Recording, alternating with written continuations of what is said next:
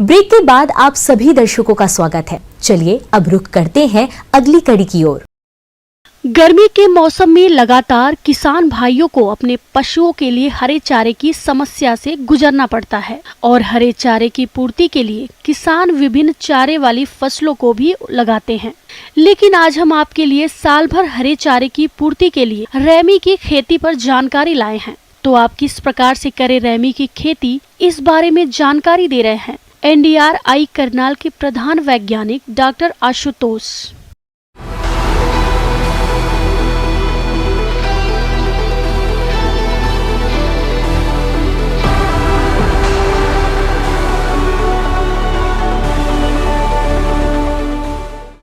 जो रेमी घास नहीं बोलेंगे इसको, बल्कि एक तरह से झाड़ है ये, और इसकी जो पत्तियां हैं उनको हम पशुओं के चारे में शामिल कर सकते हैं। और जो हमने शोध कार्य किए इसके ऊपर, तो हमने ये पाया कि इसमें 22 से 25 यहाँ तक कि 28% तक प्रोटीन है इसकी पत्तियों में, अगर हम इसको 20 से 25 दिन के बीच में काट लेते हैं। किसान भाइयों, बात करते हैं रेमी की खेती की। तो जिन किसान भाइयों के पास सिंचाई जल की सुविधा है, तो वह इसकी खेती आसानी से करके इससे अधिक मात्रा में पौष्टिक हरे चारे की प्राप्ति कर सकते हैं। इसलिए आप किस तरह से करें इसकी उन्नत तरीके से खेती, आइए जानते हैं। अगर इसको लगाने के समय की बात की जाए तो इस पौधे को आप फरवरी से लेके और अक्टूबर तक कभी भी लगा सकते हैं। और इसमें एक बहुत बड़ी अच्छी बात है कि इसका जो बीज बनता है वो तकरीबन मई जून में बनता है यहाँ हमारे इलाके में। और उस बीज की अगर आप मात्रा देखें तो 1 ग्राम बीज में 7 से 8,000 जो है महीन बीज होते हैं। 1 ग्राम अगर आप तुलाई करके और उसको गिनेंगे तो आप इसकी पौध भी तैयार कर सकते हैं कंट्रोल कंडीशन में, ग्रीन हाउस में या पॉली हाउस में, तो वो भी कर सकते हैं। और दूसरा इसका जो लगाने का तरीका है वो राइजोम यानी इसकी जड़, तो इसकी जड़ लगा दीजिए आप, तो 6 महीने में एक जड़ से आप तकरीबन 25 से 30 पौधे जो हैं वो दोबारा दूसरी जगह लगा करके उगा सकते हैं। तो इस तरह से आपका जो है वो एरिया जो है अगर आप बढ़ाना चाहें तो उसको बढ़ा सकते हैं। अगला जो इशू है वो है इसकी उत्पादन का। अगर आप बढ़िया से बढ़िया चारे की वैरायटी और बढ़िया से बढ़िया बुद्धि का इस्तेमाल करते हुए मिक्स करके भी लगाएं तो आप हद से हद 1 एकड़ में 1400 से 1500 क्विंटल हरा चारा पैदा कर सकते हैं। लेकिन हमने ये पाया है कि अगर आप रेमी की खेती करते हैं तो आप हर 20 से 25 दिन बाद उसकी एक फसल ले रहे हैं, और एक फसल 1 एकड़ में काफ़ी ईल्ड जो है वो आपको दे रही है। तो हमने ये पाया कि साल भर में अगर हम उसको कैलकुलेट करें पूरी टोटल ईल्ड को, तो वो 2400 से 2600 क्विंटल प्रति एकड़ की आती है। यानी कि दोगुनी तो वहाँ पे आ गई जो उत्पादन क्षमता है खेत की।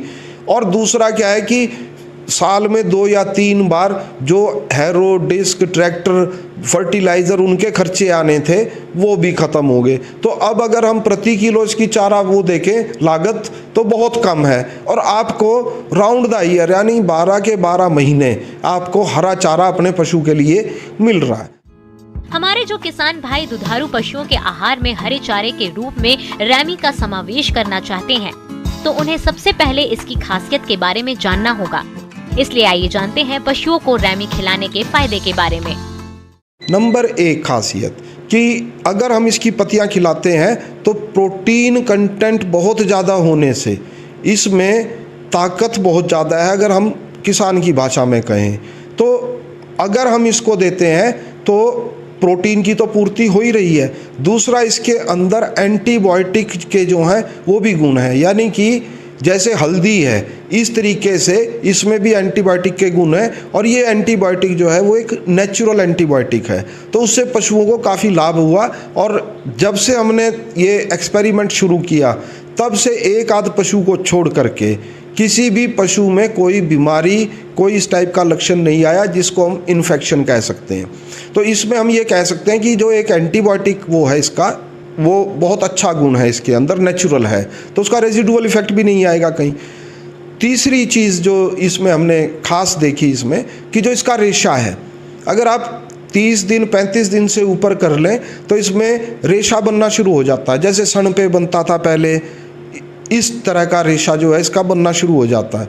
और उस रेशे से जो सूत निकलता है, यानी जो रेशा है, अगर उसकी डीगमिंग कर दें हम, गोंद हटा दें उसकी, छाल के साथ होता है वो, तो उस रेशे को हम ये कह सकते हैं कि इस पृथ्वी पे कोई भी रेशा इतना ताकतवर या इतना स्ट्रांग नहीं है जितना कि ये है। मैं नेचुरल रेशे की बात कर रहा हूँ, आर्टिफिशियल रेशे की बात नहीं कर रहा। तो इस तरीके से ये किसान भाइयों को रेशा देने का भी काम कर सकता है। दूसरी चीज़, जो अगली चीज़ है इसमें जो खासियत है वो ये है कि एक बार किसान भाई ने इसको अपने खेत में लगा लिया तो इसको 15 से 20 साल इसमें ना तो जुताई की ज़रूरत है, इसमें थोड़ा बोता जो है आप खरपतवार निकाल सकते हैं और इसको रेगुलर इंटरवल पे पानी देते रहिए। और जब बरसात का मौसम होता है तब वो पानी देने की भी ज़रूरत नहीं है। कहने का कुल तात्पर्य ये है कि इसके खेत में नमी बरकरार रहनी चाहिए।